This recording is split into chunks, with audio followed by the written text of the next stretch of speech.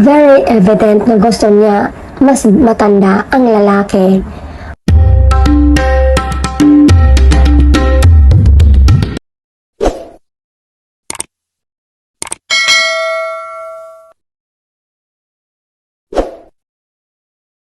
Hinilig naman ang netizens sa sagot ni Kim Chiu tungkol sa payag ni Karel Padilla.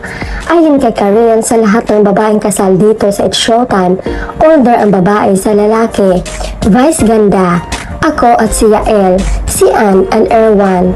Agad namang bumaling si Karel kay Kim sabay sabi, so alam mo na.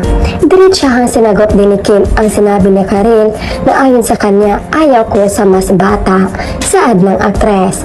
Kaya chika naman netizens, ang cute ni Miss Kim umaapila, calling Sir Paulo. Di bali ang edad Kim basta nagmamahalan kayo ni Pao. Pigilan mo Kemi, alam nila saan ka huhulihin. Okay lang yan Kim Chiu Avellino. You important at Paulo are both in love. Break the rule of It's Showtime. Happy together. Okay na yun Kim, mas older si Paulo ng 2 years sa'yo. 34 na, 36, it's a good combination and it's the right age to get married. Wala nga yan sa age na sa puso ang nagmamahal katulad nyo ni Paulo. Sakto lang yung age ni Pao, Kim. Bagay na bagay kayo, tsaka parang teenager lang naman si Pao. Tingnan, sabi mo nga sa interview yung parang 18 years old lang si Pao, diba? Alam nga naman kumuha si Kim na mas bata sa kanya kahit di niya mahal. Nagkataon lang sa mga host na babae na sila mas matanda sa mga asawa nila. Tuldo ka na yan. Isa mas bata ka sa love mo Kim. Sundin mo puso mo. Kim, si Paulo na lang importante totoong nagmamahal. Mahal ka at mahal mo siya. Miss Kim, huwag ka mag-alala. Apila tayo. Dadalhin natin yan sa RTC. Kung hanggang Supreme Court, ilalaban natin na dapat na mas matanda ng 2 years sa'yo ang Mr. Right mo. Si Kim ang babago ng kasabihan niyo, diba Kenny? Ayaw niya na mas bata, mas mahal niya yung ahead sa kanya ng 2 years. Ikaw talaga Miss Karel. Dami ko tawa, look her gestures.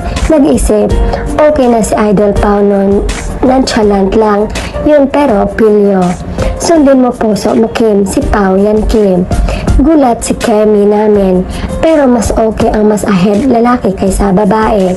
Kaya Kim, break mo ang record na yan. Kim, wag kang mag-follow ng record nila dyan. Follow your heart desires. Break the record. Ikaw ang tatangi. God help you. Naku, kung nanood si Pao, mapaisip tuloy sa sinabi ni Karel. Ang front-on, since younger yung lalaki, aggressive 2 years lang naman ang pagitan ni Kim at Paulo. Okay lang yun, mag-guide ni Pao si Kim. Mature naman isip si Pao. Pumalag. Huwag siyang papayag. Siya dapat ang kauna-unahang Showtime girl host na mas matanda ang mapapangasawa. Very evident na gusto niya mas matanda ang lalaki. Mamaya magtampo yung mukhang baby powder, doon ko maghanap ka na mas bata pa. Di mo masabi sobrang pogi at ni Paulo Avellino. Lalo ngayon na buhay career niya, dami option, mas bata, may charismatic, mas sexy, tahimik, mga ganun at prinsesa Chinita. Huwag ka mas scared Kim, baby mo naman si Pao. Bakit ka tinuturoan nilang mas piliin ni Kim yung mas bata? Follow the dictates of your heart at Prinsesa Chinita.